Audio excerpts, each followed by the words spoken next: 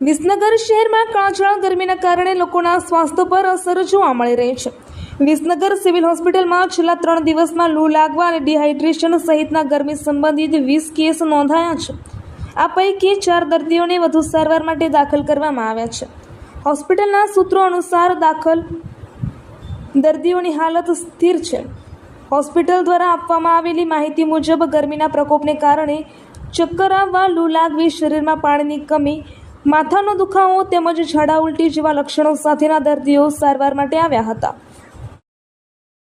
બનાસકાંઠા એલસીબીએ પાલનપુર નજીકથી એક લક્ઝરી બસમાંથી મોટા પ્રમાણમાં વિદેશી દારૂનો જથ્થો ઝડપી પાડ્યો છે। આ કાર્યવાહીમાં 1957 બોટલ દારૂ સાથે 2 બુટલેગરોની ધરપકડ કરવામાં આવી છે। આ દારૂ રાજસ્થાનથી ગુજરાતમાં ઘુસાડવામાં આવી રહ્યો હતો। એલસીબી ટીમે સોની ટ્રાવેલ્સની AR 11H5544 નંબરની લક્ઝરી બસને રોકાવી તપાસ કરી હતી।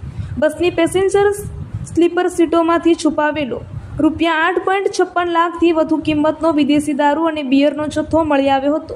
આ દારૂ અને બસ સહિત કુલ ₹28,74,098નો મુદ્દામાલ જપ્ત કરવામાં આવ્યો છે। જિલ્લા કલેક્ટર મિહિર પટેલની અધ્યક્ષતામાં પાલનપુર ખાતે જિલ્લા જળ અને સ્વચ્છતા એકમની સમીક્ષા બેઠક યોજાઈ હતી। આ બેઠકમાં ગ્રામ્ય પાણી પુરવઠા અને સ્વચ્છ ભારત મિશન અંતર્ગત કામગીરીની વિસ્તૃત સમીક્ષા કરવામાં આવી હતી।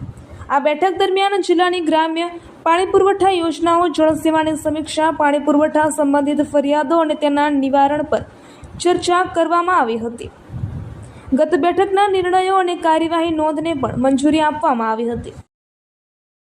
દેશ સહિત ગુજરાતમાં ગઈકાલે 14 મે મોડી રાત્રે પેટ્રોલ અને ડીઝલના ભાવમાં આકરો વધારો કરવામાં આવતા સામાન્ય જનતા પર મોંઘવારીનો વધુ એક બોજ પડ્યો છે।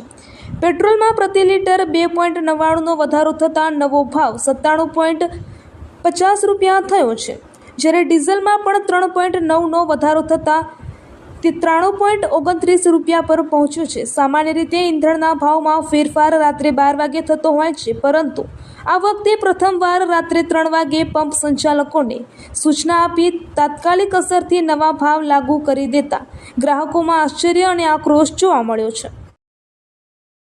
ગાંધીનગરમાં આજે 15 મેના મળેલી ગુજરાત સરકારની કેબિનેટ બેઠકમાં ઈંધણ બચત, સરકારી ખર્ચમાં ઘટાડો અને જાહેર પરિવહનને મજબૂત બનાવવાના મુદ્દે મહત્વપૂર્ણ ચર્ચા કરવામાં આવી હતી। મુખ્યમંત્રી ભૂપેન્દ્ર પટેલે તમામ મંત્રીઓને પોતાના વિભાગોમાં ખર્ચ ઘટાડવા માટે સ્પષ્ટ નિર્દેશ આપ્યા હતા। ખાસ કરીને પેટ્રોલ ડીઝલના વપરાશ અને સરકારી ખર્ચ ઘટાડવા માટે તાકીદ કરવામાં આવી હતી, જ્યારે દરેક વિભાગને ઓનલાઈન મીટિંગ કરવા સૂચના આપી હતી અને વર્ક ફ્રોમ હોમ ચકાસવા CMએ નિર્દેશ આપ્યો છે। દેશ અને દુનિયાના સમાચાર જોવા માટે અમારી ચેનલ MG લાઈવ ન્યૂઝને સબસ્ક્રાઇબ કરો અને બેલ આઇકોન પર ક્લિક કરો, જેથી રોજે રોજની અપડેટ આપને મળતી રહે। સાથે જ અમારું ફેસબુક અને ઇન્સ્ટાગ્રામ પેજને પણ ફોલો કરો।